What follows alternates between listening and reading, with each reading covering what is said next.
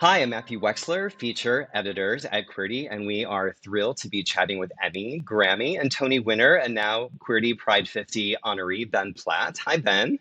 How are you? I'm really good, celebrating Pride season. How are you today? Good, feeling prideful. You are really having a banner year and a packed summer, and I'm curious how you stay calm in the midst of so many things happening professionally and personally, particularly in the past year. Twofold. The first answer being Noah. I feel really lucky to have a partner that is very grounding, and I really feel centered and calm and grounded in our life together. And then I think on top of that, a lot of what's happening this summer and this year is centers around performing and live performing. And as much stress and anxiety that comes with preparation and doing press and getting things together and trial and error and vocal health, etc. It's all sort of a means to the end of performing, which is this thing I love to do the most. So I think it's very easy to stay grateful and happy when the end game is the thing that makes me the most kind of centered and feel like the most like myself. Yeah, and it really is sort of a convergence of your talents because the tour is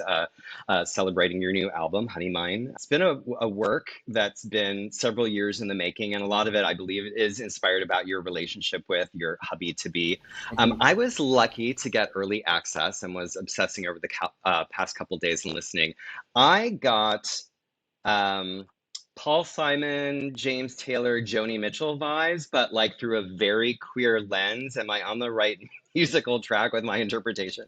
That couldn't be a more beautiful thing to hear. Those are exactly the kind of references and voices that were in my head. And I think that just by virtue of being as transparent and specific about my experience as a queer person and my relationship and the joy and complexity and humanity of my relationship and my own queerness, there's power in that. I think I found that I didn't necessarily realize in terms of I can count on my hands the amount of like really joyful representation that I had growing up in terms of a relationship like that. And so I think everybody has something else to offer to this cause or this community. And there are things I don't know and things I'm not knowledgeable about and abilities and confrontational things that I don't possess. But all I can really do is try to make my art as authentic and as true to myself as I can, and obviously intrinsically that will always be queer. So I think that the power just comes from allowing myself to be as filterless when it comes to sharing my experience as possible. You're kicking off your summer tour at a legendary venue in New York City, the Palace Theater, newly restored, reimagined. What is particularly special about that venue for people who aren't in New York? What does it mean to you to be reopening that space?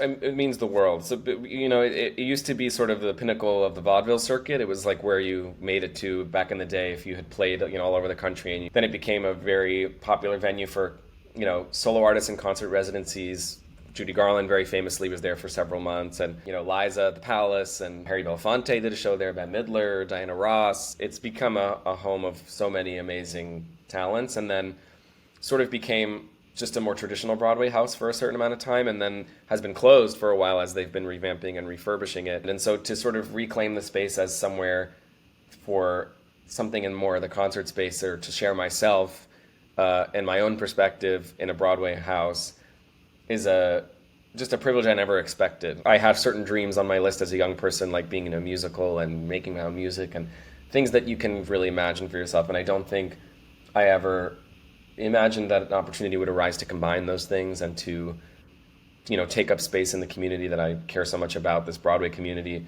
but fully as myself and sharing my own material and my own ideas. And so I take the opportunity very seriously, and I'm really excited. Well, we want to wish you the most amazing wedding. I'm not sure where you're fitting that into the schedule. Maybe perhaps after the summer tour. Maybe I'm like projecting a fall wedding. I've read that you want it to feel like a really big dance party, that you and Noah like really want to celebrate that. I'm curious what's on your playlist. Like, what are some of the must play songs? So we have a playlist that we're working from. It's got a lot of ABBA. It's got Whitney Houston, How Will I Know, Want to Dance with Somebody. It's got some Chappell Roan, some Muna, some Robin, a lot of kind of 70s. We love the Ethel Merman disco album, so there's a lot of Ethel Merman disco albums. Of course. Any kind of Motown, anything classic. That's kind of the zone, which is probably to be expected given, our homosexuality. Right. Well, thank you so much for chatting with us, being part of this year's QWERTY Pride 50. Of course.